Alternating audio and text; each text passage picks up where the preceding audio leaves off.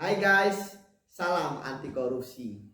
Saya ingin berbagi mengenai pengalaman saya kemana uang dari para koruptor tersebut atau dijadikan apa uang tersebut gitu ya, dari hasil korupsinya. Memang uang itu menarik karena uang itu pertama bentuknya akan tetap sebagai uang ya, atau yang kedua dia berubah menjadi aset. Nah, yang pertama jika dia dalam bentuk uang, maka perubahannya paling hanya terjadi ketika pertama dia dijadikan ke dalam suatu rekening. Tetapi misalnya 1 miliar, ya ketika masuk ke rekening ya tetap 1 miliar. Atau kemudian dia dijadikan mata uang asing ya. Mata uang yang paling banyak itu saya temui diubah oleh para koruptor itu dikonversikan menjadi dolar Amerika dan juga dolar Singapura, karena mungkin supaya bentuknya ya, kalau rupiah kan banyak gitu ya. Misalnya kalau yang paling rendah aja 1 miliar itu kan satu kotak besar gitu ya. Mungkin kalau dolar Amerika 100 dolar ya itu kan bisa lebih tipis gitu kan. Apalagi Singapura kan juga punya mata uang yang besar ya. Dia ada 1.000 dolar satu lembar gitu.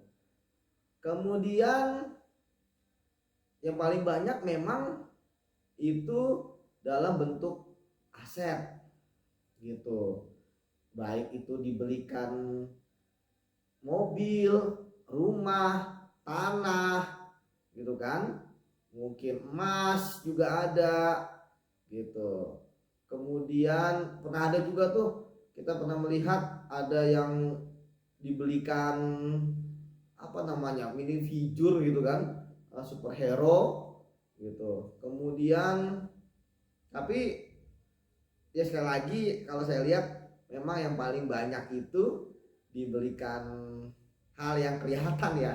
Mungkin karena bagi mereka ngapain gua capek-capek korupsi kalau gua sembunyikan, ya harus adalah yang diperlihatkan gitu kan. Entah itu mobil yang mewah gitu kan, kemudian ada juga jam tangan mewah gitu ya. Nggak bayang misalnya saya pernah menyita ada jam tangan itu harganya miliaran gitu ya. Saya bayangin kalau misalnya saya copot itu jam gitu kan, kemudian saya lupa gitu kan di mana saya taruh, apa nggak nangis-nangis gitu ya, karena begitu mahalnya uang tersebut untuk membeli jam itu gitu.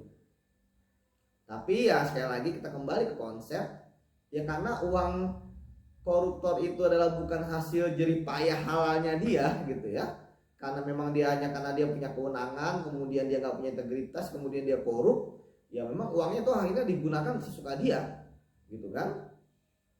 Ya apa namanya, termasuk juga bagaimana mereka mencuci uangnya gitu ya. Nah kalau mencuci uang nanti kita akan bahas di pertemuan berikutnya, tetapi saat ini hanya mengenai kemana uang koruptor ya.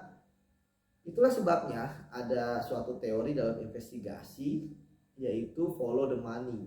Ikuti kemana arah uang tersebut ya. Mau uang itu berubah bentuk menjadi mata uang asing, menjadi aset, atau berubah ke dalam bentuk rekening di bank kemudian dipindah-pindah ke, dipecah-pecah ke rekening lainnya gitu kan, itu tetap bisa diikuti gitu. Kenapa? Karena ini adalah uang gitu kan. Kecuali ya uang tersebut dibakar sama dia, ya hilang lah gitu kan, tapi nggak mungkin gitu.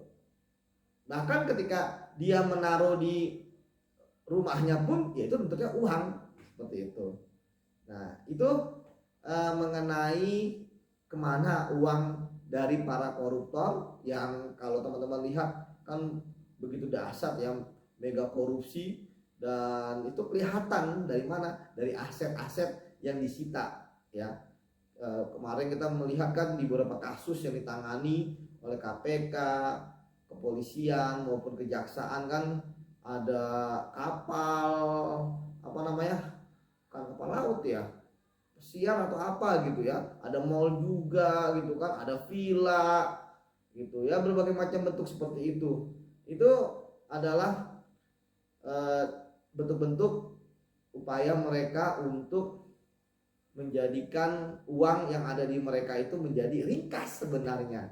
Iya, karena misalnya dia punya uang, tadi saya katakan di 1 miliar itu kan saya pernah lihat ya, itu satu plastik besar gitu ya. Saya pernah menyita paling banyak itu kira-kira 53 miliar. Itu 53 tumpuk gitu kan. Itu kalau troli itu dijadikan 2 troli seperti itu.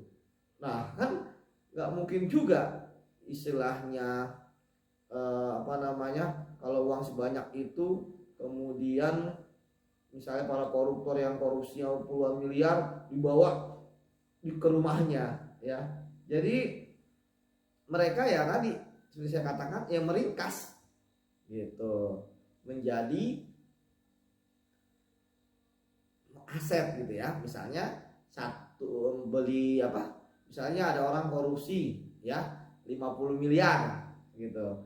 Jadi ketika dia beli mobil 3 miliar kan, artinya 50 tumpuk berubah menjadi 47 tumpuk gitu kan. Nah, kemudian diberikan rumah 5 miliar, makin lama makin habis, dan mungkin aset yang dibeli hanya 7 atau 8 aset. Jadi lebih ringkas. Itu atau kalau misalnya ditaruh di rekening ya itu sangat riskan ya. Karena memang sekarang kan ada PPATK gitu kan. Kemudian di bank itu juga sudah punya sistem KYC, know your customer gitu. Jadi ketika ada yang nggak sesuai profil itu pasti narkotik akan ada alarm gitulah. Kemudian juga ada batasan, misalnya transaksi ya ada limitnya sebanyak ini, itu harus dilaporkan kepada PPATK. Jadi itu apa namanya, kemana aset dari para koruptor. Semoga berguna menjadi penambahan pengetahuan bagi kita semua, dan juga bagi saya untuk mengingat kembali gitu ya pengalaman-pengalaman saya. Terima kasih. Tetap anti korupsi, tetap jaga integritas, bahwa Indonesia butuh kita untuk berubah. Salam anti korupsi.